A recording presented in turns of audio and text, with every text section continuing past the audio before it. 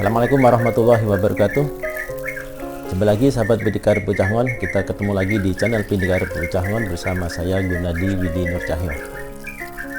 Nah sahabat, setelah sekian episode kita belajar mengambil hikmah dari budaya Nusantara, yaitu berupa makanan tradisional yang tersebar di berbagai daerah di Indonesia, maka pada episode ini kembali saya mengajak sahabat untuk mengambil hikmah dari kisah Sufi.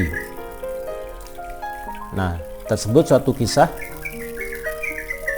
seorang tokoh Sufi bernama Malik bin Dinar. Nah, Malik bin Dinar ini adalah seorang tokoh yang dikenal zuhud dan warok, yang pada awalnya beliau juga pernah terjerumus di dalam kehidupan yang penuh maksiat, akrab dengan minuman keras dan perbuatan maksiat yang lain, yang kemudian akhirnya beliau bertobat dan mendapat hidayah dari Allah Subhanahu wa taala. Dan sekarang banyak dikenal sebagai seorang tokoh yang warok dan juga zuhud. Disebutkan dalam satu kisah ketika Malik bin Dinar berjalan-jalan bertemu dengan seorang anak. Beliau memperhatikan anak kecil ini bermain sendirian, dan Malik bin Dinar tertarik dengan perilaku anak ini karena tingkah-tingkahnya yang kadang aneh dan kadang lucu. Anak tersebut diperhatikan sedang bermain tanah sendirian, dan ketika Malik bin Dinar memperhatikan anak ini, kadang-kadang dia lihat anak itu tertawa sendiri, tapi di lain kesempatan dia menangis tiba-tiba. Karena rasa penasarannya, kemudian Malik bin Dinar bermaksud untuk mendekati anak tersebut dan bertanya. Nah, namun ketika dia mau mengucapkan salam kepada anak kecil itu, tiba-tiba nafsunya menghalanginya. Ya, jadi nafsunya menghalanginya mungkin karena rasa sombongnya, sama anak kecil kok mengucapkan salam. Ya, mungkin dari rasa gengsinya sehingga dia ragu-ragu, ya sempat ragu-ragu untuk memberi salam. Nah, ketika itu Malik bin Dinar juga berpikir. Beliau mengingat dalam satu riwayat Rasulullah mengucapkan salam kepada siapa saja, tidak memandang usia. Ya, baik kepada orang tua, teman sebaya ataupun kepada anak-anak pun Rasulullah mengucapkan salam. Nah, mengingat hal itu, kemudian dalam hati Malik bin Dinar melawan dorongan nafsu tersebut. Di dorongan nafsu yang mencegahnya untuk mengucapkan salam dibantah sendiri. Dia berkata dalam hati, "Wahai nafsu, aku ingat Rasulullah mengucapkan salam tidak hanya kepada orang tua tetapi juga kepada anak-anak." Maka barulah setelah itu Malik bin Dinar dapat mengendalikan nafsunya dan mendekati anak tersebut mengucapkan salam, "Assalamualaikum warahmatullahi wabarakatuh."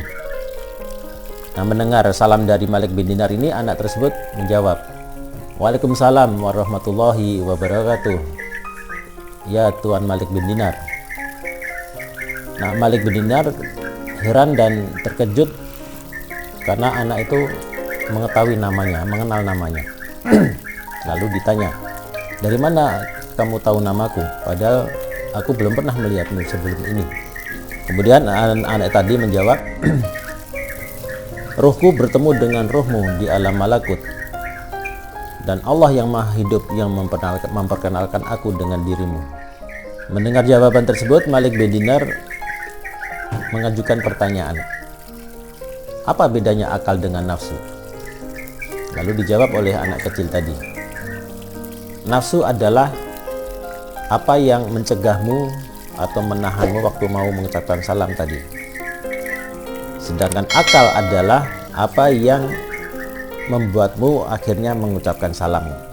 Lalu Malik bin Dinar mengajukan pertanyaan yang kedua. Aku perhatikan kamu dari tadi bermain tanah. Kenapa kamu bermain tanah? Lalu dijawab oleh anak kecil tadi. Ya, aku bermain tanah ini karena untuk mengingat bahwa kita berasal dari tanah. Dan satu saat nanti kita juga akan kembali ke tanah. Artinya itu mengingatkan kepada kematian. Selanjutnya Malik bin Dinar mengajukan pertanyaan yang ketiga. Aku juga memperhatikan sejak tadi kamu kadang-kadang tertawa, tapi tiba-tiba juga menangis. Kenapa? Nah, jawab anak itu, ya ketika aku ingat dengan azab Allah, aku menangis. Dan ketika aku ingat dengan rahmat Allah, aku tertawa. Nah, setelah itu Malik bin Dinar mengajukan satu pertanyaan terakhir. Wahai anakku, dosa apa yang membuatmu menangis? Anak itu menjawab, jangan berkata begitu Tuan. Aku memperhatikan ibuku jika menyalakan api, beliau menggunakan kayu bakar yang besar dan juga kayu bakar yang kecil.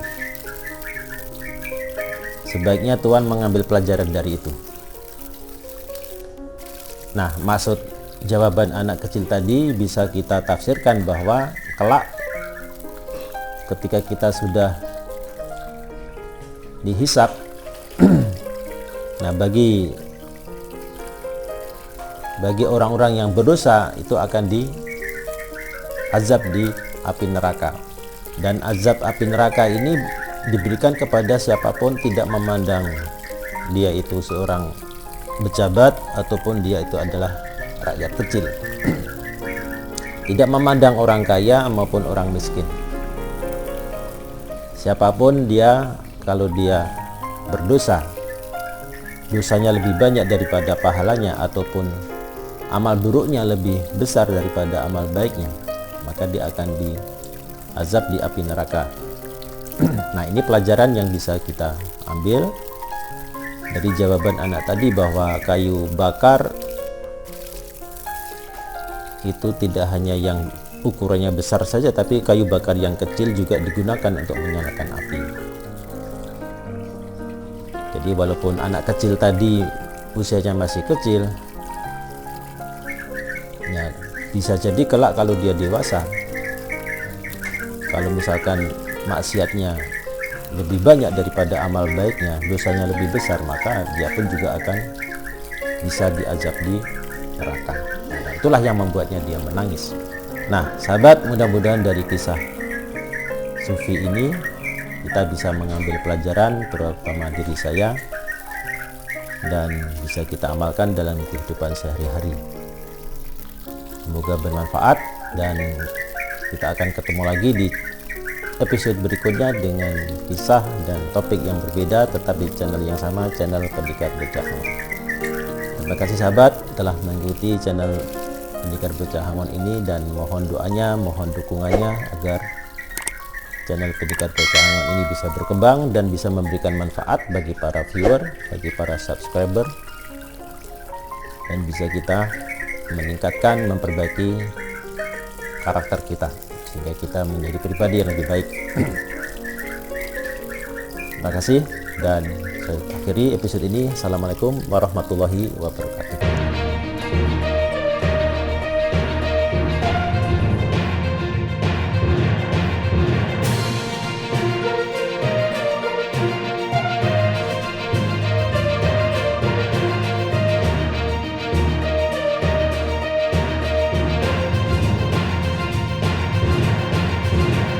Disebutkan dalam satu riwayat ketika Malik bin Dinar lewat kereta api, disebutkan satu ketika salah lagi mendengar jawaban itu, kemudian Malik, wahai anakku, apa yang Dosa apa? Ulangi.